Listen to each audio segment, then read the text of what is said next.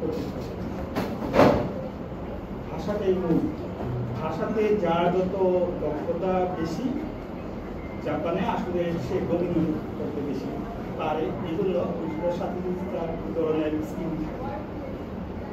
আর study করতে গেলেও আপনার সেখানে ভাষাটা যদি না থাকে তাহলে কমিউনিকেশনটা ওরা ইংরেজিতে কথা বলতে চায়, আবার যারা কথা বলে তারা আপনার ইউএস, ইউরোপ, অস্ট্রেলিয়া, কানাডা এই মানে কথা বলে। ওইভাবে যখন ওই মানে কথা বলা শুরু করে আমরা আবার বোবা হয়ে যাই, কমিউনিকেট করতে পারি। কিন্তু জাপানি ভাষা এমন একটা ভাষা যে আমরা কমপক্ষে যারা অনার্সে ঢুকি বা ইন্টারমিডিয়েট কমপ্লিট করলেও 16 বছর আমরা ইংরেজি ভাষার সাথে যুক্ত থাকি। কিন্তু সেই ক্ষেত্রে দেখা যায় যে ইংরেজিটা আমরা ঠিক মতো বলতেও পারি না, আর ওরা যা বলে সেটা আমরা রিকগনাইজও করতে পারি না। কিন্তু জাপানিজ ভাষাটা যদি আপনি 6 মাস থেকে মিনিমাম 6 মাস সর্বোচ্চ 1 বছর এটা নিয়ে থাকেন আপনি, তাহলে আপনি ফ্লুয়েন্টলি বলতেও পারবেন এবং অপরপক্ষ একজন জাপানিজ কি বলতেছে সেটা রিকগনাইজ করতে পারবেন। আরেকটু বলি কেন এটা আমরা পারি। জাপানিজ ভাষার ব্যবহারে যে স্বরযন্ত্র, দাঁত, জিহ্বা, মুখের তালু, এটা আমরা যেমন ব্যবহার করি জাপানিজও সেম এটাই ব্যবহার করে। এবং আমাদের যে প্রোনাউন্স এবং জাপানিজদের প্রোনাউন্স মোটামুটি কাছাকাছি, তার 100% না হলেও 90%। এবং বাঙালিরা টুকটাক জাপানিজ ভাষা বললেও জাপানিজরা বুঝে নেয় যে কি বলতে চাচ্ছে।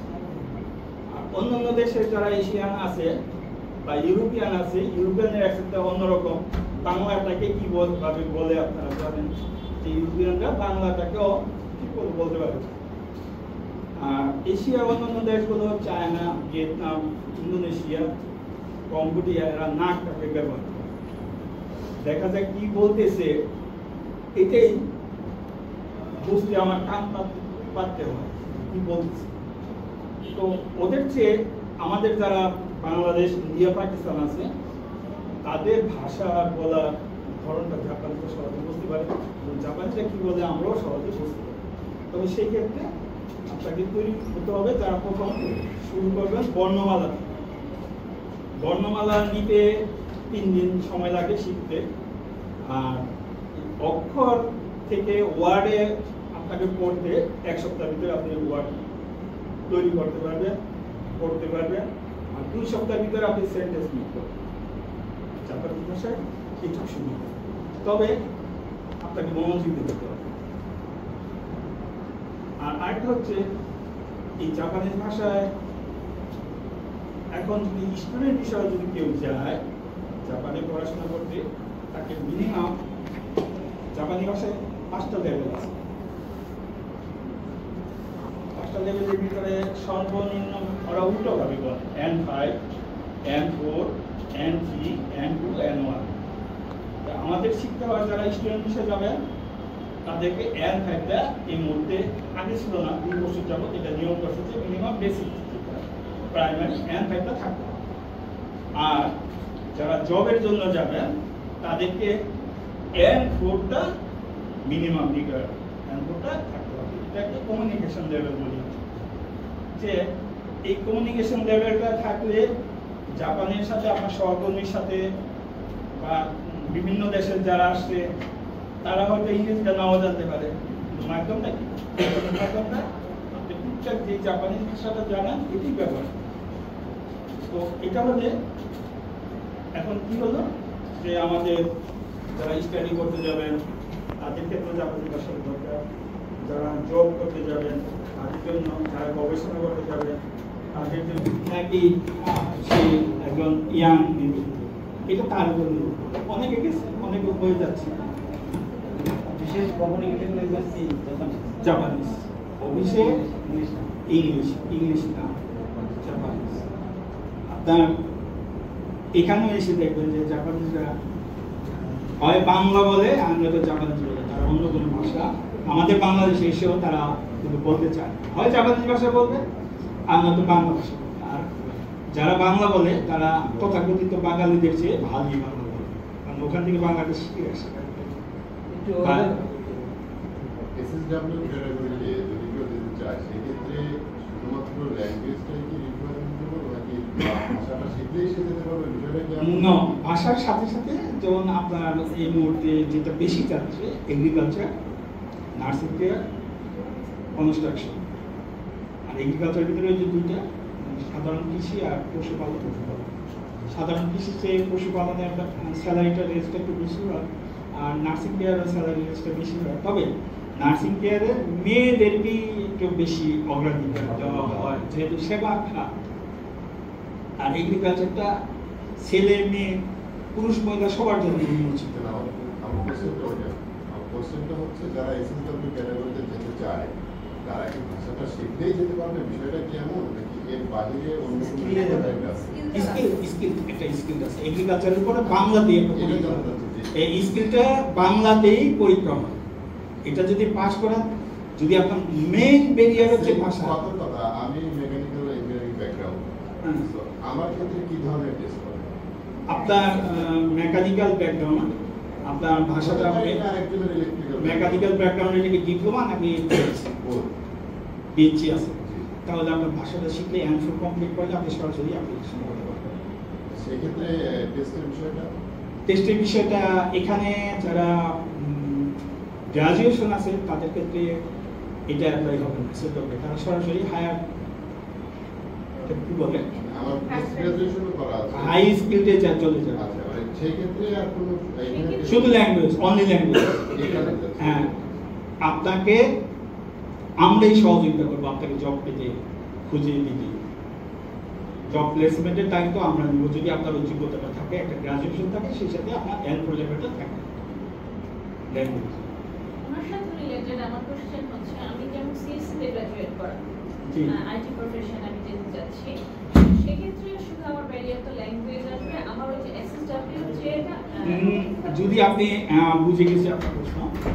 আপনি যদি ওই যে বললাম গ্রাজুয়েশন যাদের আছে তাদের জন্য এসএসডব্লিউ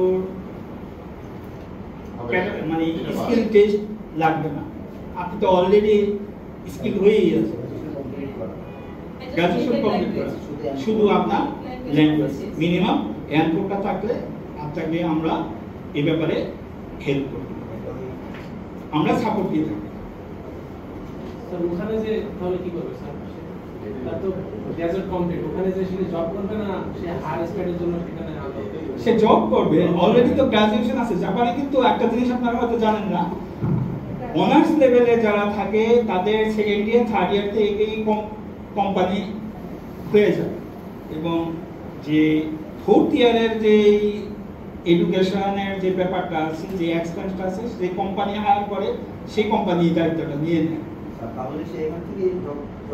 আর যারা এখানে আপনারা জব মানে গ্রাজুয়েশন কমপ্লিট করেছেন, জবটা এখান থেকে নিয়ে যাবেন। আপনার কোম্পানিতে ইন্টারভিউ হবে, ইন্টারভিউতে আপনার যোগ্যতা অনুসারে পারফরমেন্স করবেন আপনি, সে যদি সন্তুষ্ট হয়, স্যাটিসফাইড হয়, আপনাকে অফার লেটার দেবে, তারপরে এগ্রিমেন্ট হবে আপনার সাথে, তারপরে ইমিগ্রেশনের ফাইল জমা হবে, হয়তো 1.5-2 মাসের ভিতরে ইমিগ্রেশন কমপ্লিট হবে, আপনি চলে যেতে পারবেন বাংলাদেশে। আপনার এম্বাসিতে 1 সপ্তাহ, 5 কর্মদিবস আমরা 1 সপ্তাহ ধরে থাকি, এই 1 সপ্তাহের ভিতরে আপনি ফ্লাইটে চলে যেতে পারবেন। অর্থাৎ স্যার আপনার অনার্স মাস্টার্স কমপ্লিট করা থাকলে আপনার স্কিল টেস্টটা লাগবে না, শুধু ল্যাঙ্গুয়েজটা লাগবে। শুধু ল্যাঙ্গুয়েজটা। আর যারা এখানে হয়তো আমার ভুল হয়ে গেছে, যারা ইন্টারমিডিয়েট লেভেলে আছেন বা ডিপ্লোমা লেভেলে আছেন তাদের জন্য আছে। ঠিক আছে, ক্লিয়ার? স্যার আপনাদের প্রসেসিং ফি চার্জ অথবা কস্টিংটা এখানে ল্যাঙ্গুয়েজ কমপ্লিট করার পরে যারা স্কিল টেস্ট, যারা ডিপ্লোমা যাবেন তাদের কস্টটা কমই, আপনারা মনে হয় 60-এর ভিতরে চলে যেতে পারবেন। ওখানে বিভিন্ন একটা স্তর আছে, বিভিন্ন স্তরে আপনারা এই মুহূর্তে যারা করতেছে কাজগুলো, আমরা মনে হয় 7 থেকে 8-এর ভিতরে এসএসডব্লিউটা হয়ে যাবে, কমপ্লিট হয়ে যাবে। যদি আপনি কোনো কি বলে এটাকে মধ্যস্বত্বভোগী অর্গানাইজেশনের মাধ্যমে না যান। অর্গানাইজেশনের মাধ্যমে গেলে যেমন ধরেন আমাদের এখানে আয়ন জাপান কাজ করে, টিআইডিবি সেখানে কিন্তু একটা ব্যাপার আছে, সেখানে আপনার একটা নির্দিষ্ট স্যালারি তারা এগ্রিমেন্টে দেবে এবং বাকি দায় দায়িত্ব তাদের থাকবে, সেখান থেকে আপনার স্যালারি থেকে এটা ডিডাক্ট দিবে। আর এসএসডব্লিউর ক্ষেত্রে হচ্ছে আপনি সরাসরি, আবার আইএম জাপান কিন্তু এসএসডব্লিউ ভিতরে নেবে, কিন্তু তাদের স্কিমের আওতায় আপনাকে থাকতে হবে, তাদের রুল রেগুলেশনের উপর থাকতে হবে এবং তারা যে পে স্কেল দিবে সেই পে স্কেল দিতে হবে। আর যদি আপনি স্বাধীনভাবে যান সেই ক্ষেত্রে পুরাটাই কোম্পানির যেই স্যালারিটা আপনার পাবেন, আপনার প্রাপ্য স্যালারিটা ইয়েতে দিয়ে দিবেন, ব্যাংকে জমা। আরেকটা কোশ্চেন জানার ছিল স্যার, সেটা হচ্ছে যাদের গ্র্যাজুয়েশন কমপ্লিট আছে তারা ল্যাঙ্গুয়েজ কোর্সটা কমপ্লিট করার পর আপনারা তাদের জন্য যে প্রসেসটা করেন, এই ওইখানকার কোম্পানি থেকে ইন্টারভিউ অ্যারেঞ্জ করা বা তার স্কিল অনুযায়ী তার প্লেসমেন্ট করা, এই ক্ষেত্রে টাইম লাইন বা টাইম গ্যাপটা জাস্ট আইডিয়া কেমন হতে পারে? এখানে যদি আপনি সিভিটা চাকরির ভাষা ক্রিয়েট করতে হয়, ওরা ইংলিশ সিভি অ্যালাউড না। অ্যালাউড না মানে কি, ইংলিশ সিভি দিলেও ওখানে কোনো এক্সপার্ট দিয়ে ওটাকে আবার জাপানিজে করে। আমরা হয় কি, আমরা এখান থেকে জাপানিজে এটাকে এই ধাপটা এখান থেকে শেষ করে দিই। কোম্পানি যদি আপনার সিভি দেখে আপনার ইন্টারভিউ নিতে চায়, ইন্টারভিউ 7 দিন 15 দিনের ভিতরে হয়ে যেতে পারে। এই হওয়ার পরে কোম্পানি যদি আপনাকে সিলেক্ট করলে আপনি সেই সময় থেকে 3 মাস থেকে 4 মাসের ভিতরে চলে যাওয়া, কাজে জয়েন করার সুযোগ থাকতে পারে। সিভিটা জাপানি ভাষায় কনভার্ট করতে হবে এবং ওই সিভি ধরেই আপনাকে যা প্রশ্ন করার প্রশ্ন করবে এবং সিভির ভিতরে সমস্ত তথ্য আপনাকে দিয়ে দিতে হবে। আমরা যে চিরাচরিত যেইভাবে সিভি ক্রিয়েট করি এইভাবে সিভি ওরা ক্রিয়েট করে, মানে আমাদের সিভি করতে গেলে তো পুরো সিভিটা পড়ে তারপরে বুঝতে হয়, হ্যাঁ, সামারিতে আসতে হয়। আর ওদের সিভিটা হচ্ছে প্রতিটা পার্টে আপনি প্রথম থেকেই শেষ পর্যন্ত আপনাকে প্রশ্ন করতে পারেন।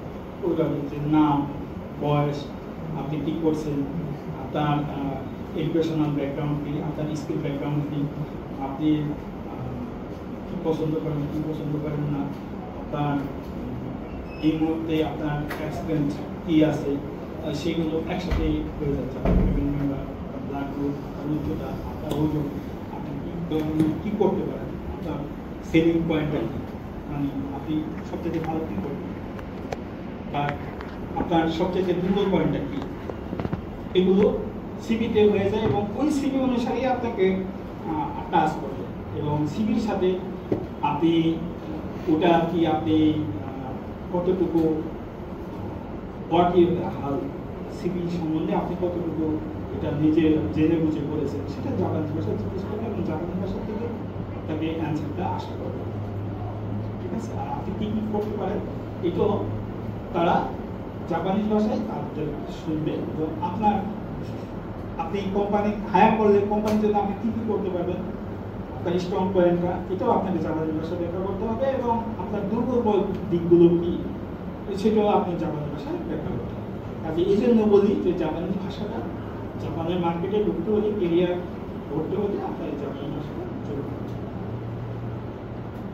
স্যার, এটা হচ্ছে যে 3টা ক্যাটাগরিতে এই মুহূর্তে সেটা হচ্ছে যে সিভিল, এগ্রিকালচার আর নার্সিং। তো কারো একাডেমিক ব্যাকগ্রাউন্ড যদি গ্রাজুয়েশন, পোস্ট গ্রাজুয়েশন যদি এই 3টা ক্যাটাগরির বাইরে, তাহলে সেই এডুকেশন কি ওরা এন্টারটেইন করবে? হ্যাঁ, সেখানেও আপনার শুধু ভাষাটা আগেও বলে আসছি, আপনার ভাষাটা এই ভাষাটা দিয়েই আপনাকে ওখানে যা কিছু করার কথা হবে কমিউনিকেশন। তো ওখানে যে বিদেশিদের সাথেই শুধু কমিউনিকেট করবে তা না, জাপানিজ কোম্পানিতে বা বিভিন্ন জায়গায় যে হয়তো বিজনেস একটা কাজ দিল যে মার্কেটিং করতে হলে কী হবে, একজন জাপানিজের কাছে দিতে হলে একজন বাঙালি আমার কাছে বাঙালির কাছে আসতে হলে আপনাকে কি বাংলা ভাষাটা নিয়ে আসতে হবে, তাকে আপনার কী সেল পয়েন্টটা কী, আপনি কী করতে চাচ্ছেন, কী বিক্রি করতে চাচ্ছেন, আপনার প্রোডাক্টটা কি, এটা বোঝাতে হলে আমাকে বাংলা ভাষায় বোঝাতে হবে, তাই না? তাহলে আমি বুঝবো যে আপনি আসলে কী বলতে চাচ্ছেন, সেল করতে চাচ্ছেন, কী মার্কেটিং করতে চাচ্ছেন। জাপানে একজাক্টলি সেম জিনিস। আপনার কাছে যাবো আমি, আপনার যে জাপানিজ আমার এই প্রোডাক্ট আছে, এটা আপনাকে জাপানিজ ভাষায় বুঝাতে হবে, আমাকে জাপানিজ ভাষায় বুঝাতে হবে। এই অ্যাবিলিটিটা যদি থাকে তাহলে আপনি জাপানে আপনি একাডেমিক ব্যাকগ্রাউন্ড এই 3 ক্যাটাগরি, এটা তো ডিপ্লোমা ক্যাটাগরি। যদি হায়ার মানে কর্পোরেট লেভেল, এই লেভেলটাকে যেটাকে আমরা বলি, যারা গ্রাজুয়েশন করে ফার্স্ট ক্লাস সিটিজেন, তাদের জন্য তো জব আলাদা আছে। সেক্ষেত্রে আপনার ভাষার দক্ষতা যত বেশি হবে আপনি ওখানে ততটাই সফলতা বেশি পাবেন। একজন জাপানিজের চেয়ে কোনো কারণেই আপনি পিছিয়ে থাকবেন, বরঞ্চ ওদের থেকে আমাদের স্ট্রেন্থ বেশি। ওরা স্বাস্থ্য রক্ষার জন্য বিভিন্ন সময় 8 ঘন্টা, 9 ঘন্টা, 10 ঘন্টা এই বেশি ওরা কাজ করতে চায়, কিন্তু আমি তো চাবো 12 ঘন্টা কাজ করতে। দরকার টাকার দরকার। মানে এখান থেকে আমাদের হচ্ছে N5 N4 কমপ্লিশনের পরে ওখানে যে তারপরে কি N3 N2 N1 এরকম যেতে হবে চাইলে ওখানে জাপানের সাথে মিশলে আপনার N3 N2 চলে যাবে, নাকি N4 এর পরেই ওখানে যে জবটা পাওয়ার মতো N4 করেই আপনি জবের জন্য অ্যাপ্লাই করতে পারেন।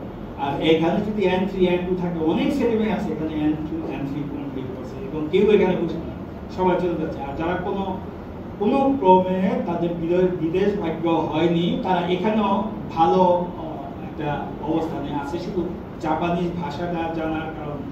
আপনারা হয়তো জানেন যে বাংলাদেশে প্রচুর জাপানিজ কোম্পানি আসছে, এখানে প্রচুর লোক, এবং এখানে অন্তত একটা কোম্পানি একজন ইন্টারপ্রিটার দরকার। দ্বিতীয়ত, জাপানে বাংলাদেশে যে তাদের কোম্পানিটা, জাপানে একটা কোম্পানি আছে, সেখানে কমিউনিকেশন করার জন্য একজন লোক দরকার। মেল, ইমেল বলেন, ডকুমেন্টস বলেন, এটা আদান প্রদানের জন্য একজন দরকার। এই কাজগুলোর জন্য যদি আপনার লেভেলটা, জাপানিজ লেভেলটা যত বেশি থাকবে ততই আপনার বেশি। এরপরে আসে আপনি একজন জাপানিজ কোম্পানির ম্যানেজার বা অ্যাসিস্ট্যান্ট ম্যানেজার থেকে শুরু করে বলুন যে আপনার কোয়ালিফিকেশন ম্যানেজমেন্ট আছে, আপনার MBA আছে, ইংলিশ আছে, ম্যাথ আছে, আপনি বা ধরুন ফিজিক্স আছে, কিন্তু কাজ করতে তো সমস্যা নেই। কমিউনিকেশন, অনেকে আছে না ফিজিক্সে অনার্স করছে কিন্তু কাজ করতেছে এগ্রিকালচার, আবার কেউ এগ্রিকালচারে পাশ করে তার সচিবে আছে, মানে কি অ্যাডমিনিস্ট্রেশন দেখতেছে, আছে না ডাক্তারিতে পাশ করে কেউ পুলিশে চাকরি করতেছে। কেন? তো ওগুলোতে না গেলাম আমরা, শুধুমাত্র ভাষাটা থাকলে আপনি শুধু জাপান না, বাংলাদেশেও আপনি তাইলে আপনার কেরিয়ার গড়তে পারবেন, এবং সেটা যে স্যালারিটা আপনাকে দেওয়া হবে সেটা অবশ্যই সম্মানজনক। এখানে আমরা গ্রাজুয়েশন করে, MBA মাস্টার্স করে আমরা কি অনেক সময় 15,000 টাকার স্কেলেও আমরা জবে ঢুকি, 12,000 স্কেলেও জবে ঢুকি।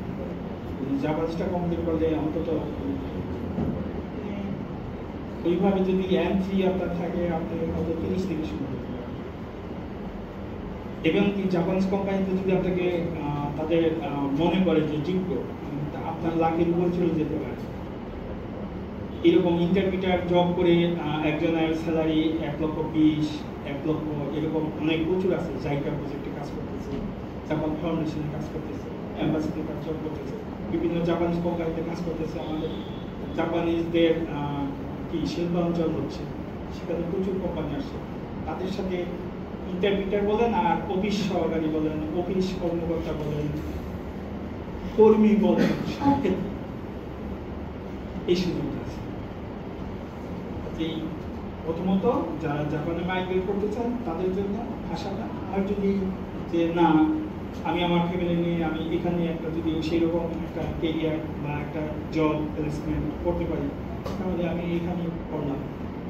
আমি যদি 60,000 টাকার স্যালারিতে স্যাটিসফাইড, তো আমি তো কেন আমি সুযোগটা দেবো না?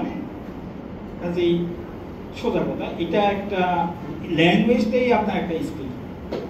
এই ল্যাঙ্গুয়েজটাকে ব্যবহার করে আপনি বিভিন্ন প্রতিষ্ঠানে এখন প্রচুর জাপানিজ শেখাচ্ছে, প্রতিটা ইউনিভার্সিটিতেই আপনার একটা জাপানিজ ল্যাঙ্গুয়েজ ফ্যাকাল্টি আছে। ঢাকা ইউনিভার্সিটি সহকারে, ঢাকা ইউনিভার্সিটি বলেন, জাহাঙ্গীরনগর ইউনিভার্সিটি বলেন, এটা তো সরকারি বললাম আমি, বিভিন্ন আপনার শাহজালাল আছে, রাজশাহী ইউনিভার্সিটি আছে, রাজশাহী ইউনিভার্সিটি আছে, কুষ্টিয়া আছে, খুলনা আছে, সব জায়গায় কিন্তু আমি গিয়েছি। জাহাঙ্গীরনগর, এবং কি বেসরকারি university, north south, east West, Stamford, United university, সব জায়গায় জাপানিজ ফ্যাকাল্টি আছে। এই সমস্ত জায়গায় যদি আপনি শিক্ষিত হয়ে আপনি যে টিচিংয়ের জব নেন, তাহলেও আপনার একটা হ্যান্ডসাম স্যালারি থাকবে। কাজেই ভাষাটা নিলে এই সুবিধাগুলো আমরা নিতে পারি, হয় দেশে নয় জাপানে। অন্য অন্য দেশে, যে সমস্ত দেশে জাপানিজ কোম্পানি আছে, সেই ক্ষেত্রেও কিন্তু আপনার সার্কুলার থাকে। এবং জাপানের একটা আছে যে ভলান্টিয়ার, জাপানিজ ভলান্টিয়ার অর্গানাইজেশন আছে, সেখানেও কিন্তু প্রচুর লোক হায়ার ভাষা জানলে জাপানিদের সাথে একসাথে কাজ করতে পারে। সেখানেও কিন্তু এই ভাষা জানলে এই সুযোগটা, গ্রাজুয়েশন থাকলে, আপনার একাডেমিক ব্যাকগ্রাউন্ড থাকলে আর ভাষাটা থাকলে প্রায়োরিটি বেশি। এই জিনিসগুলো যদি আপনি বিভিন্নভাবে চিন্তা করেন, তাহলে শুধু কি একটাই, সেটা হচ্ছে জাপানিজ ভাষা। আর ভাষা জানা, একাধিক ভাষা জানলে যারা জানে তারাই জানে, কোনো না কোনোভাবে এটা সুফলটা আপনি করবেন। আর কোনো প্রশ্ন? স্যার, একটা ব্যাপার আমার প্রায় সময় একটু দ্বিধাদ্বন্দ্বে ফেলে, সেটা হচ্ছে আমরা তো ভিসা ঢুকে যাব না, SSW, PIDT, মাঝে মাঝে আরেকটা শুনি ইন্টারন্যাশনাল সার্ভিস জব। হ্যাঁ, এই ব্যাপারটা কি, যেটা কোন ক্যাটাগরি? এটা নিয়েই তো এতক্ষণ আলাপ করলাম, হয়তো সরি আমি ওই জায়গাটা উল্লেখ করিনি। যে বলছে যে আমার যে সায়েন্স ব্যাকগ্রাউন্ড নাই, আমি ইঞ্জিনিয়ার না, তাহলে ব্যাকগ্রাউন্ডটা কি? যারা সোশ্যাল স্টাডিজ করছে, যারা অ্যাকাউন্টিং করছে, মানে MBA, যেটা বিজনেস অ্যাডমিনিস্ট্রেশন করছে, তাদের জন্য ওই যে মার্কেটিংয়ের এই জবগুলো আছে। এবং এটার জন্য আপনার যদি ভাষাটা জানেন, তাহলে আপনারা যাবেন। মার্কেটিং একটু আগে আলাপ করে আসছেন যে মার্কেটিং করতে গেলে আমি কি করবো, ওইটাই ওই ক্যাটাগরির ভিতরে যাইয়া এটা সরাসরি আপনি গ্রাজুয়েশন প্লাস ভাষা থাকলে আপনি যে কোনো জাপানিজ কোনো সার্কুলারে অংশগ্রহণ করতে পারেন। এবং সেক্ষেত্রে যদি না পারেন, তাহলে আমরা আপনাকে সহযোগিতা করতে পারি। ইন্টারন্যাশনাল সার্ভিস জব হিসেবে হচ্ছে মেইন ক্যাটাগরি আর কি, এটার আন্ডারে SSW।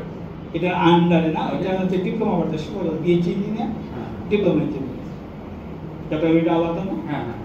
গ্রাজুয়েশন থাকলে আমরা ইন্টারমিডিয়েট লেভেল যারা পড়াশোনা করছি তাদের জব লেভেলটা একরকম বাংলাদেশে, আবার যারা গ্রাজুয়েশন করছে তাদের জব লেভেলগুলো একটু আলাদা না, কম করে হলো অ্যাসিস্ট্যান্ট ম্যানেজার থেকে শুরু করে, তাই না? কিন্তু এরপরে যদি আমরা নিচের পোস্টে জব করি, সেটা আমার ইচ্ছা, তাই না? আপনি মাস্টার্স করে যদি আপনি পিওনের চাকরি নেন, এরকম তো আছে বাংলাদেশে, এটা যার ইচ্ছা। সে ওটাকে কমফোর্টেবল মনে করছে, ওটাকে লাভজনক মনে করছে, এই জন্য গেছে। কিন্তু জাপানি ভাষায় একাডেমিক ব্যাকগ্রাউন্ডে যদি আপনার গ্রাজুয়েশন থাকে আর যদি ভাষা থাকে, তাহলে আপনিও চাইলে আপনার কেরিয়ার জাপানে গড়তে পারেন।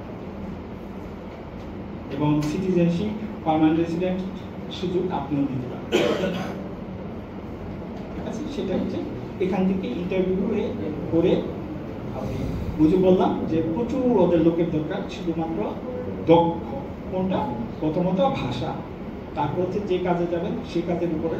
যেমন আপনি যদি ওই জবে যান, আপনার যদি কোনো এক্সপিরিয়েন্সই না থাকে কোনো জব করার, তাহলে আপনি কী করবেন? এখানে অবশ্যই এই বয়সে এসে আপনার কিছু না কিছু এক্সপিরিয়েন্স আছে, সেটা কাজে লাগিয়ে আপনি বলবেন যে আমি এই কাজগুলো করে আসছি।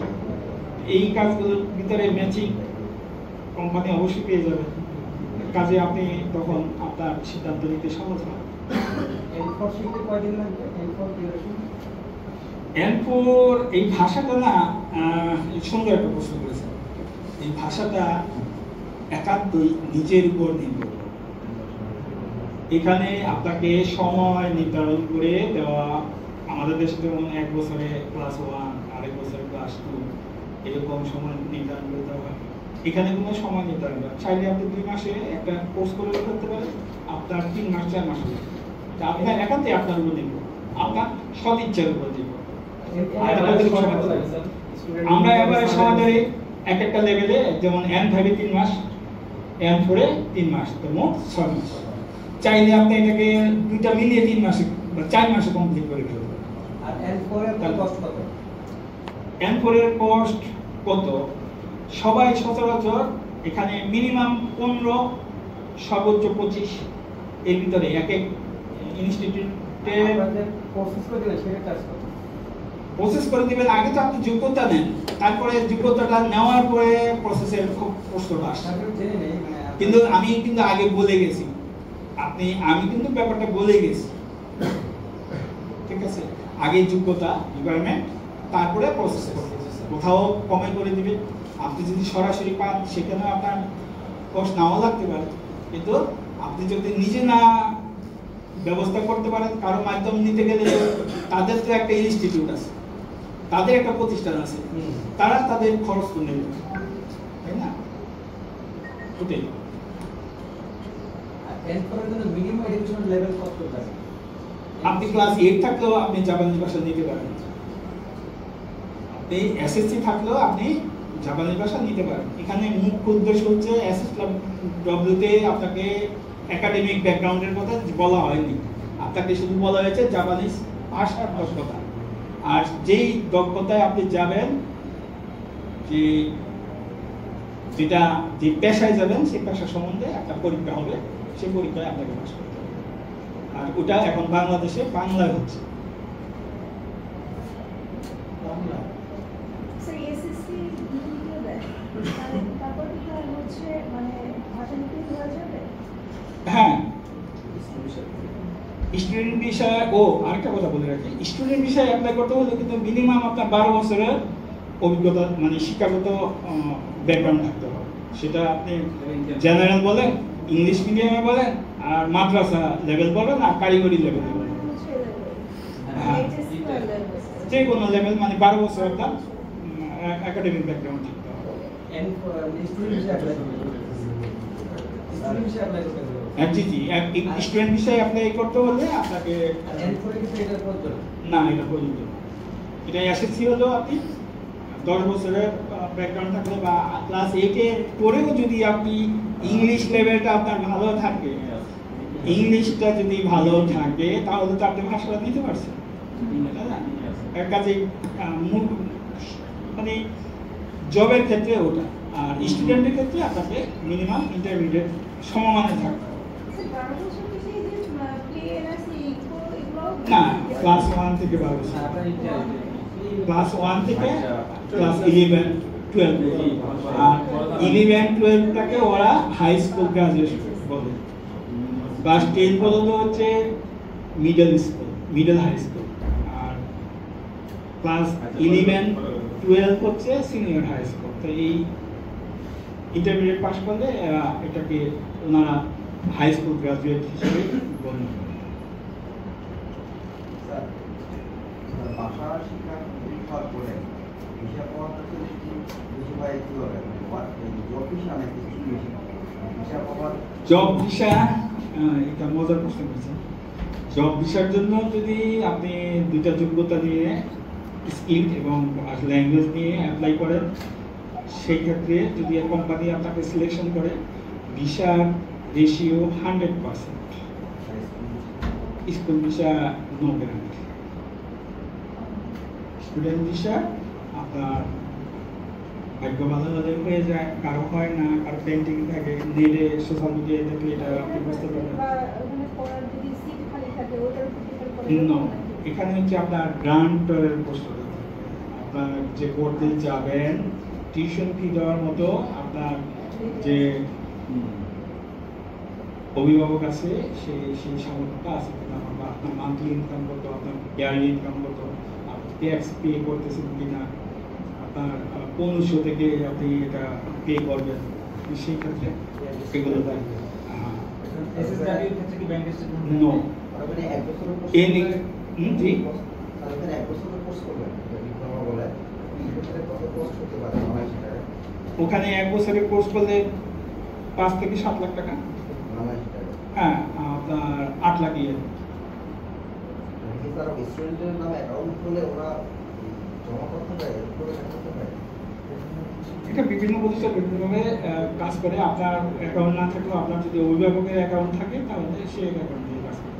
গানটা কে হবে ওটি বড় কথা, ঠিক আছে? তবে আত্মীয় স্বজনের ভিতরে বাবা মা, মামা, খালা এগুলো অ্যালাউড, তবে বাবা মা হলেই ভালো হয়। ভাই বোন। এর চেয়েও বেশি শক্ত হয় যদি মামা, খালা, মাতৃবংশীয় সম্পর্কিত কেউ যদি গ্রান্টার হয়, এটা প্রায়োরিটি বেশি হয়। তাহলে যে ভাষা শেখার পরে জব ভিসা বেশি হয়, স্কুল ভিসা কম হয়। জব ভিসাটা যেহেতু আপনি এখান থেকে নিয়ে যাচ্ছেন, কোম্পানি আপনাকে ভিসাটা দিচ্ছে, গ্রান্টার আপনার জাপানিজ কোম্পানি, তাতে সেই ক্ষেত্রে কোনো সন্দেহের অবকাশ নেই। যেহেতু আমাদেরকে কি বলে ট্রাস্টের একটা ব্যাপার আছে,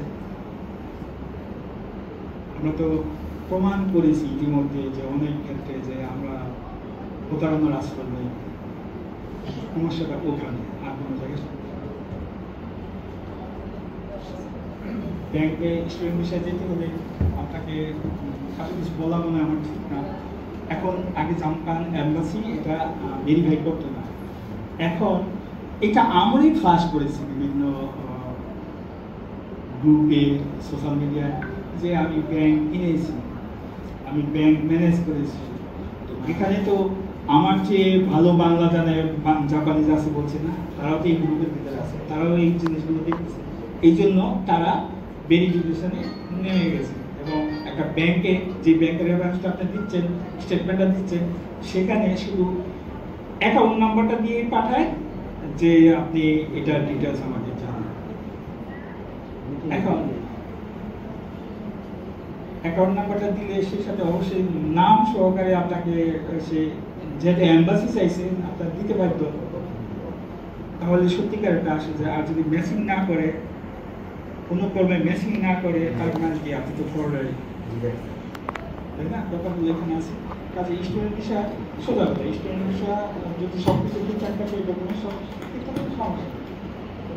আপনি যেটা জানেন না, অন্য হাতে গিয়ে দিলেন, সেই অন্য কীভাবে করলো এটা তারা তো জানে না। সেটা যদি হয়ে গেল, তাহলে আপনার সাথে ঠিকঠাক থাকে, তাহলে আপনাকে পেয়ে গেলেন। তো সব কিছু যেই বিষয়ে জানাতে, আমার কথা হচ্ছে জাপানিজ ভাষা শিখুন। আমি যে কোনো সেমিনারে, যে কোনো জায়গায় যাচ্ছি, মানে বিভিন্ন ইউনিভার্সিটিতে যাচ্ছি, বিভিন্ন ট্রেনিং সেন্টারে যাচ্ছি, আমার একটাই বক্তব্য, আগে ভাষা শিখুন। ভাষা শিখলে আপনার একটা না একটা ওয়ে তৈরি হবে। আর এখানে আমার সাথে যে ভাষা শিখে জাপানে যাবে এই মুহূর্তে, যারা তো চলে গেছে তাদের নাই, এই নভেম্বরে থেকে ডিসেম্বরের ভিতরে বড় গ্রুপ যাবে SLW বিষয়ে, তার ভিতরে এখানে 3 জন আছে। ওদের কাছে আপনারা চাইলে ওরা ওদের জার্নিটা কীভাবে শুরু হয়েছে, কীভাবে শেষ করছে, এগুলো কতটুকু সময় লাগছে আপনারা জানতে পারেন চাইলে, যদি আগ্রহ থাকে। সবাই কিন্তু এই জিনিসটা যে অসম্ভব এরকম না। ভিসা এগ্রিমেন্ট হয়ে গেছে, এখন ভিসা এগ্রিমেন্ট হয়ে যাওয়া মানে কি, ইমিগ্রেশনের জমা হবে ভিসা। আর যারা চলে গেছে প্রচুর, এখানে হয়তো সরকারিভাবে যায় না, বা আপনার বিএমইটিতে এই ডাটা নেই, প্রবাসী কল্যাণ মন্ত্রণালয়ের ডাটা নেই, কিন্তু পার্সোনালি সবাই চলে গেছে। এখানে জানাতে গেলে একটু ঝামেলা, তাই না? আমাদের তো আবার সিস্টেমটা ওইরকম যে এত বড় দেশে যাচ্ছে, এত ইনকাম করবে, আমাদের কিছু দিয়ে গেলে সমস্যাটা কি?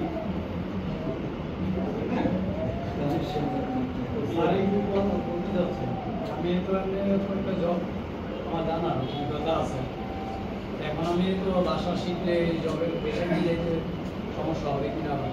কি জবে আছেন আপনি? আমি ড্রাইভিং জব করে জানা আছে, ভাষাটা শিখুন। কিন্তু আপনি কি সরকারি জব করেন? না, তাহলে সমস্যা নেই। সরকারি জব যদি করেন তাহলে আপনার অনুমতিপত্র লাগবে, আর যদি আপনি প্রাইভেট করেন তাহলে তো আপনার কোনো সমস্যা নেই। আপনি যে ভাষা জানতে হবে। আর ড্রাইভিংয়ের বর্তমানে কিন্তু ড্রাইভিংয়ের আরেকটা কথা বলি, ড্রাইভিং লাইসেন্স থাকাটা একটা এক্সট্রা স্কিল। ওখানে এখন যারা জব চাচ্ছে, আমার ভিডিও কারণ দেখছেন কিনা জানি না, সেখানে কিন্তু আমি ট্রাই করে থাকি যে ড্রাইভিং লাইসেন্সটা আপনারা নিয়ে নেবেন। ড্রাইভিং থাকতে হবে, এটা ড্রাইভিং লাইসেন্স থাকলে, এবং ইন ফিউচারে জাপানের taxi driver, bus driver, truck driver এই ধরনের পেশাগুলোকেও বাইরে থেকে শ্রমিক নিতে হবে। তাকে ওই ভাষার লেভেলটা খুব, যেহেতু এই পেশাটা এরকম সংযোগ, মানে সবার সাথেই আপনার কমিউনিকেশন করতে হবে।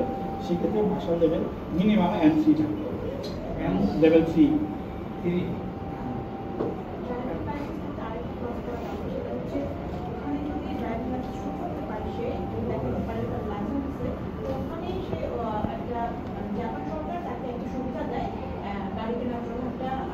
ওটা তো আছি, ওটা আপনি যদি আপনার সুযোগ কথা $1000 ট্রান্সফার লাইসেন্স নিয়ে যাবেন, ইন্টারন্যাশনাল লাইসেন্স নিয়ে যাবেন, যাতে আপনি যাওয়ার পরের দিন থেকেই আপনি ড্রাইভ করতে পারেন।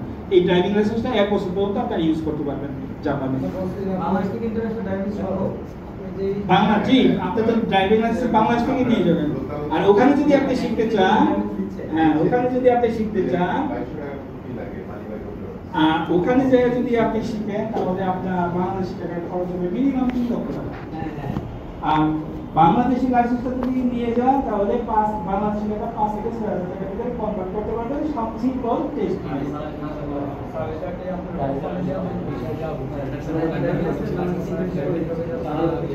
না, এজ এ ড্রাইভার হিসেবে এখনো ওরা লোক চায় না। তবে সিদ্ধান্ত হচ্ছে, তারা এই ধরনের সিদ্ধান্তে আসছে যে ড্রাইভার অলরেডি তারা ইচ্ছা প্রকাশ করেছে এবং এই প্রচেষ্টা প্রক্রিয়াধীন আছে। তারা ডিক্লেয়ার করলে যে বিভিন্ন দেশে এটা পাঠাবে প্রজ্ঞাপন, প্রজ্ঞাপন বলি না, এরকম রাষ্ট্রীয় প্রজ্ঞাপন হিসেবে তারা প্রচার করবে যে তাদের ড্রাইভার হিসেবে লোক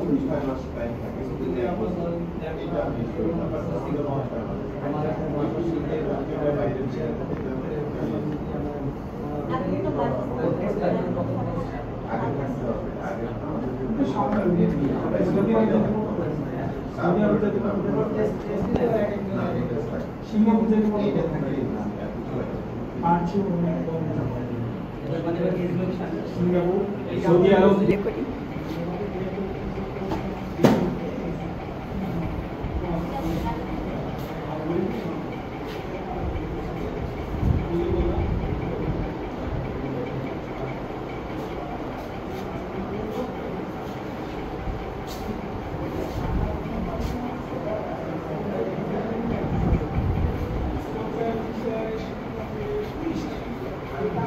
যারা টুরিস্ট তাদেরকে ওখানে যদি কোনো আত্মীয় স্বজন থাকে, পরিচিত থাকে, বন্ধু বান্ধব থাকে, তারা যদি স্পন্সর করে তাহলে আপনি এই বিষয়ে যেতে পারেন। তবে যে আপনাকে স্পন্সর করবে সে স্পন্সর করবে কি না, কারণ আপনার মেন্টালিটি কি, আপনি টুরিস্ট হিসেবে ওখানে রিফিউজি অ্যাসাইলাম চাবেন কি না, আপনি সেটার ভিতরে যথেষ্ট সন্দেহ আছে।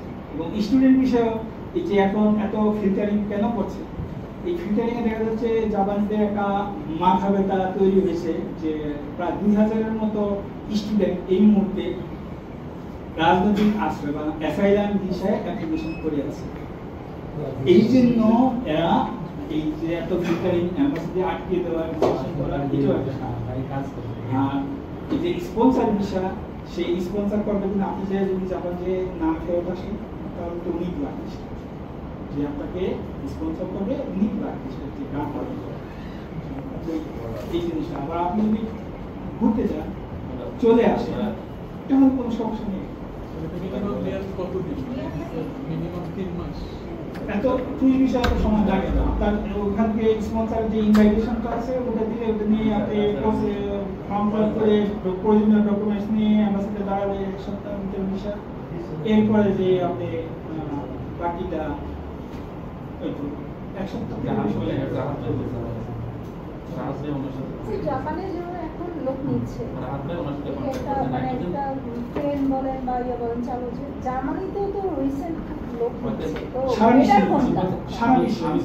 অস্ট্রেলিয়া নিচ্ছে, কানাডা নিচ্ছে, ইউএসএ নিচ্ছে, ইউরোপের বিভিন্ন কান্ট্রি নিচ্ছে। চলে আসছে এরকম যে মানে লোক নিচ্ছে, চ্যালেঞ্জ দিচ্ছে। কারণ কি সব দেশে পপুলেশন সমস্যা হয়ে গেছে। আমাদের বাংলাদেশে যেভাবে পার্সোনাল দিকে না গেলাম, ভাঙা করার কাজটা যদি বেশি হয়, আর যদি growth rate যদি কম হয়ে যায়, একসময় তো আমরা যেটাকে একসময় বাংলাদেশকে বলতো যে এত জনসংখ্যা যে এদের খাবারের ব্যবস্থা কিভাবে করবে, তো এটা দেখেন উল্টো ভাবে এটা আশীর্বাদে পরিণত হয়েছে, এটা একটা রপ্তানি পণ্যতে পরিণত হয়েছে, রেমিটেন্সের একটা সোর্স যা বড় খাত বৈদেশিক আয় বাংলাদেশ। এখন কেন বলে প্রবাসীকে বলে রেমিটেন্স, আর আমরা মিডল ক্লাস যারা আছি তারা বলবো যে দেশের জন্য যদি রেমিটেন্স পাঠায় মিডল ক্লাসের পাঠায়। যারা ইঞ্জিনিয়ার, ডাক্তার, ব্যবসায়ী যারা ওই দেশে প্রতিষ্ঠিত হয় তারা উল্টো আর এই দেশে যা জায়গা জমি ভিটে মাটি আছে এটা বিক্রি করে ওখানে নিয়ে চলে যায়। কাজেই সাধারণ যারা যাচ্ছে কর্মী আমরা মনে করবো যে তারাই দেশকে এবং তারাই দেশের জন্য তারাই করছে অবদান তাদের বেশি। জাপান আর জার্মানির মধ্যে কোনটা বেটার হয় বেশি? জাপান গেলে এই কথা বলা ঠিক হবে, জার্মান গেলে আপনি বর্ণ বৈষম্যের শিকার করবেন, হামলার শিকার হবেন, বিভিন্ন ভাবে আপনাকে আন্ডার এস্টিমেট করবে, আপনার প্রাপ্য অধিকার যেটা সেটা আপনাকে দিবে না। আর জাপান একটা দেশ যেখানে সবসময় মালিক শ্রমিক এক টেবিলে বসে খাবার খাচ্ছে, মালিক শ্রমিক একই গাড়িতে বসে পাশাপাশি বসছে, মানুষের সুবিধা কথা মানবাধিকার বলতে ইসলাম যেটা শিখিয়েছে জাপানিরা বলতে বাধ্য হলাম, জাপানিরা সেটা আগে থেকে করে যাচ্ছে। আপনাকে কোরআন হাদিস যেভাবে নির্দেশ করেছে এটা জাপানিরা আগেই করে যাচ্ছে। জাপানিরা যদি কোরআন হাদিসের সন্ধান আগে পেত বা ওরা যদি এই হিসাবে আমল করে তাহলে সবার আগে বেহেশতের যে শর্ত দেওয়া আছে জাপানিরা আগে বেহেশত প্রকাশ করে। এবং এখন প্রচুর জাপানি যারা ইসলামের দাওয়াত পাচ্ছে বা যারা প্র্যাকটিসিং মুসলমান তাদের সংস্পর্শে আসবে তারা মুসলিম হয়ে যাচ্ছে। কেন মুসলিম হওয়ার আগে কোরআনটাকে তারা পড়ে গবেষণা করে যাচাই করে তারপরে ভালো মন্দ বিবেচনা করে ডাইরেক্ট যখন সিদ্ধান্ত নেয় যে সে মুসলিম হবে তাকে কেউ আটকে রাখতে পারে, সে মুসলিম হবে, সে মুশকিল মহিলা প্রচুর আছে। আমাদের সময় যখন প্রথম গেছি তখন মাত্র 2টা মসজিদ ছিল জাপানে, আর এই মুহূর্তে 250 বেশি মসজিদ আছে। তাহলে ইসলামটা কিভাবে প্রচার হয়? এটা অন্য ধর্মের যদি কেউ থেকে থাকে অন্যভাবে নিলেন না, ব্যাপারটা এরকম। মানে ওরা সোজা কথা যে যদি বোর্ড না ফিল করেন তাহলে বলবেন।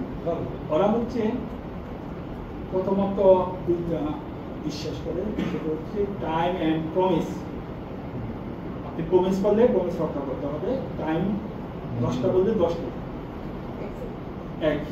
যেমন আজকে আমার রাস্তার জ্যামের কারণে দেরি হয়ে গেছে, আমি 1 মিনিট হই 15 মিনিট দেরি হয়ে গেছি, এটার জন্য অবশ্যই সে প্রথমে মাস্ট অ্যাপোলজি করে, অথবা দেরি হয়ে যাচ্ছে ডেস্টিনেশনে যাওয়ার জন্য, এটা দেরি হয়ে গেলে সে 10 মিনিট আগেই ইনফর্ম করে দিবে যে আমার 10 মিনিট লেট। আর প্রতিশ্রুতি হচ্ছে সে যদি তার ক্ষতিও হয়ে যায় সে প্রতিশ্রুতি ভঙ্গ করবে না, এনিওয়ে। আর আরো 3টা কথা আছে, সেটা হচ্ছে জাপানি ভাষা বলে বোরেনসো, মানে কোকোকো রেনরাকু সোদা। কোকোকো হচ্ছে রিপোর্ট করা, আর রেনরাকু হচ্ছে কন্ট্যাক্ট করা, আর সোদান হচ্ছে ডিসকাশন করা। আপনি প্রত্যেকটা ব্যাপারে আপনি কি করতেছেন আপনার টিম আকারে জাপানে কাজ করবেন, আপনি কি করতেছেন পুরো টিম জানবে।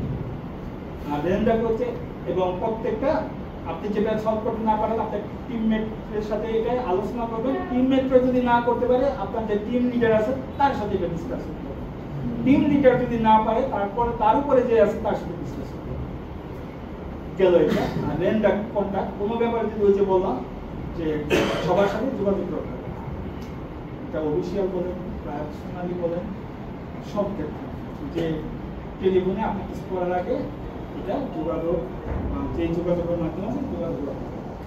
আর আরেকটা হচ্ছে সোদা, ওই যে বললাম যে ডিসকাশনের ব্যাপারটা, এটা সবাই মিলে দলগতভাবে এটা আলোচনা করে উপর লেভেল থেকে একটা নিচে সবার সাথে জিনিসটা কি করতেছে আপনি সবাই এই জিনিসগুলো ওরা মানে অক্ষরে অক্ষরে পালন করে। এই জিনিসগুলো আর আরেকটা জিনিস যেটা হচ্ছে পোলাইটনেস। জাপানে আপনাকে ক্যারিয়ার করতে হলে উপরে উঠতে হলে আপনাকে পোলাইটনেস অবশ্যই থাকতে হবে। আমি জমিদার ফ্যামিলি থেকে আসছি, আমি জীবনে কখনো কারো সরি বলিনি, এই জিনিসটা না, তো একটা ভুল হয়ে গেছে তো হয়ে গেছে, সরি, সাথে সাথে বলে দিবে শব্দ আছে এবং স্লাইটলি ভুল করেছে। এবং কখনো আপনারা অনেক ইন্টারনেটে দেখছেন বিভিন্ন জায়গায় ছবি, এক সিঁড়ি দিয়ে উঠতেছে, পাশেরটা খালি, বা সিঁড়ি বাম পাশ দিয়ে উঠা নিয়ম, বাম পাশ দিয়ে উঠতেছে, ডান পাশটা খালি, কেউ বাম পাশ থেকে সরে ডান পাশ দিয়ে যাবে না। গাড়িতে রাস্তাঘাটে চলতে গেলে আপনার লেন, যে লেনে যাচ্ছেন সবাই ওই লেনেই যাচ্ছে, পাশে ডান পাশের লেনটা খালি। কখনো ওভারটেক করবে না, সিগন্যাল ব্রেক করবে না, অযথা হর্ন বাজাবে না, প্রত্যেকটার জন্য পানিশমেন্ট আছে, 7,000 টাকা নিয়ে। কাজেই এই যে গুলশানে আমি 1 নম্বর চৌরাস্তার সিগন্যাল আমাকে পার করতে হয়, অনেক সময় দেখি যে পারলে উপর দিয়ে গাড়ি চলে, সিগন্যাল অফ আছে, তারপর তার আগে আসতে হবে, জেব্রা ক্রসিং আছে, কিন্তু তার জেব্রা ক্রসিং পার হয়ে আগে যা থাকতে হবে যাতে সিগন্যাল দিয়ে দৌড় দিয়ে চলে যেতে হবে। আর সবচেয়ে বেশি যারা মোটরসাইকেল চালান তারা কিছু মনে করবেন না, তারা এরকম আচরণ করে, আমি বাধ্য হলাম বলতে যে চ্যাংড়া বানরও এরকম করে, তাই না? আবার কিছু বললে তারা সংঘবদ্ধ হয়ে এসে পড়ে। আমি বলি যে আর করা মানুষের কবে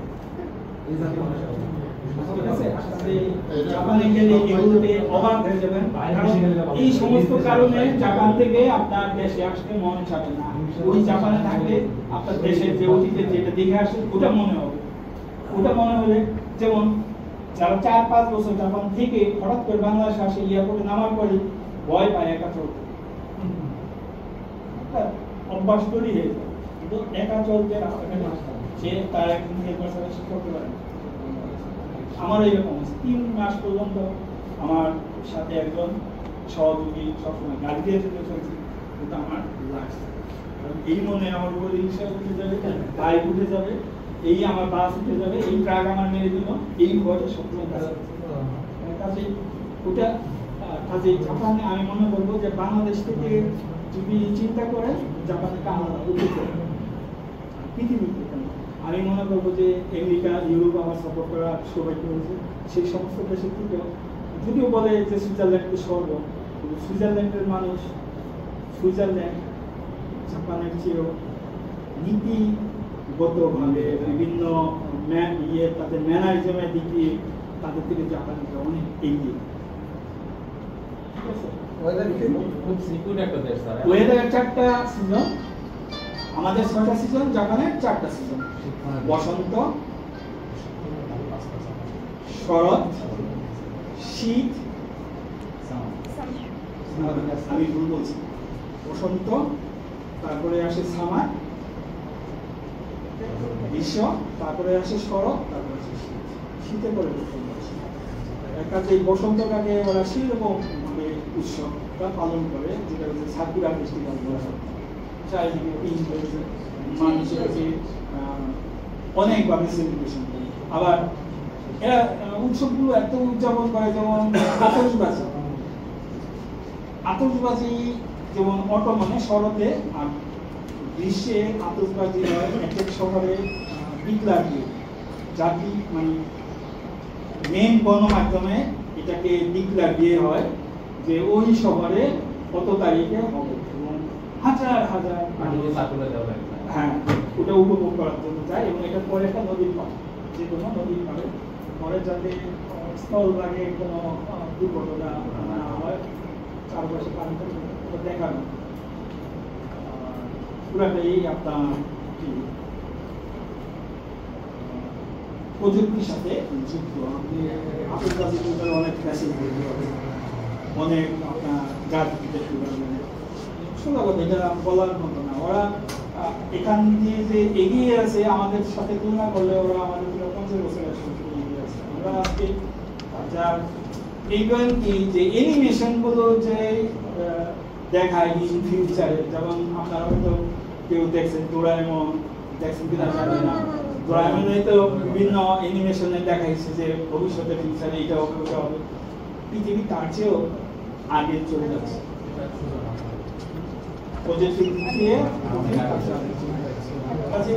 এটা কখনো করবে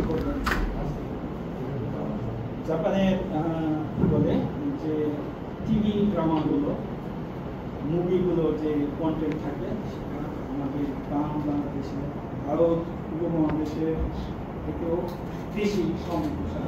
ওখানে অনেক মেসেজ থাকে, সামাজিক মেসেজ থাকে, সব এরকম থাকে যে আপনি যদি ভাষাটা জানেন একবার একটা কিছু ভালো একটা শেষ করতে পারবেন।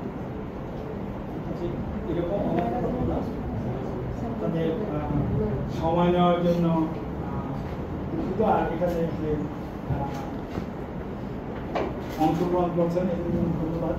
এখানে আমরা হয়তো খুব কমেই এখানে আপনাদের সময় নিয়ে করতে পারতাম, তাহলে এখানে দেখানোর বিষয় না, আপনারা এখন একটু ইউটিউবে কাজ করবেন সব কিছু দেখতে পারেন, ইন্টারনেটে কাজ করবেন, মুখ দিয়ে বলেন এখন সবই হাজির করবে। কি শুনতে চান একটা দুইটা বলেন, এরপর দেখবেন যে ওই রিলেটেড সবই আপনার দেখা সবই আপনার চলে আসবে। এটা প্রতিষ্ঠানে আসছেন, এই বয়স আপনাদেরকে বলবে যে কিভাবে আপনারা রেজিস্ট্রেশন করতে চান, শিখতে চান, তাহলে প্রতিষ্ঠানে বলবেন স্কেডিউল আপনাদেরকে। আসসালামু আলাইকুম। আর আরেকটা হচ্ছে যে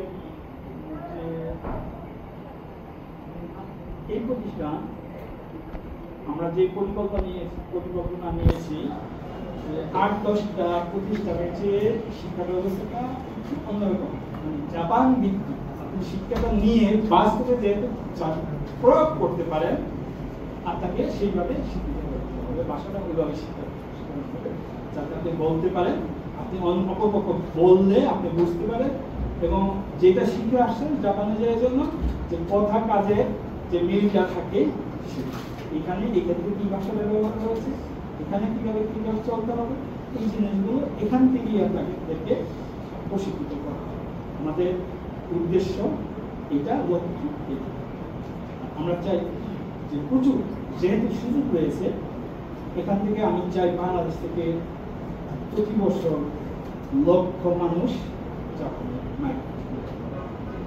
আমাদের দেশের জন্য রেমিটেন্স বয়ে আনো, এবং জাপানের ভালো জিনিসগুলো যেন তারা এখানে আমদানি করে নিয়ে আসে। টাকা পয়সা না হলেও যেন সেই ম্যানারিজমটা এখানে নিয়ে আসে, যে আপনাকে দেখে যেন আরেকজন অনুপ্রাণিত হয় যে না এটা আমার করা যাবে, এটা অন্যের অধিকার হরণ, এটা অন্যকে ডিস্টার্ব করা। কাছে এই জিনিসগুলো যখন নিয়ে আসবেন, যখন 10 জনে থাকবে তার পাশাপাশি আর 10 জনে 100 জন আমি এরকম সুশিক্ষিত সুশৃঙ্খল মানুষ পেয়ে যাচ্ছে। কাজে দেশটাও বদল করতে হলে এইটারও দরকার আছে। ওরা যদি বদল হতে পারে, যুদ্ধের পরে আমরা কেন বলবো না? আমরা স্বাধীনতা যুদ্ধের পরে এখন যেভাবে আছি 53 বছর পরে আছি, আমি যখন জাপানে গিয়েছি তখন তার চেয়েও কম সময় ছিল, তারা তখন 45 বছর বা হয়েছে, তখনই তারা বিশ্বের ভিতরে মানে প্রযুক্তিভাবে নাম্বার 1 ছিল। তো আমরাও তো দাবি করি যে বাঙালিরা অনেক মেধাবী, তো আমরা পারবো না। কিন্তু আমরা আরেকটা কথা বলি, জাপানে যে সমস্ত বাঙালিরা যায় ভাষাটা নেয়, দেখা যায় শেষ পর্যন্ত ওই প্রতিষ্ঠানের লিডারশিপটা বাঙালিদের হাতে চলে আসে। এটাকে আল্লাহ প্রদত্ত নিয়ামত আমি মনে করি। বেশিরভাগ জায়গায় জাপান জায়গায় দেখবেন বিভিন্ন প্রতিষ্ঠানের প্রধান বাংলাদেশ নিয়েছে। এই জিনিসটা আপনার ইন্ডিয়ান, পাকিস্তান বলেন, ইউরোপিয়ান বলেন, এদের বস আপনি কাজেই এই লিডারশিপটা কেন আসে? বাংলাদেশিরা যেই দেশে যায়, যেই পাত্রে পানি রাখার পাত্রে ধারণ করে, আমাদের বাঙালিদের একটা বৈশিষ্ট্য আছে, আমরা যেই জায়গায় যাই না কেন ওই জায়গা ব্যাপারটা আমরা নিতে খুব তাড়াতাড়ি নিতে পারি।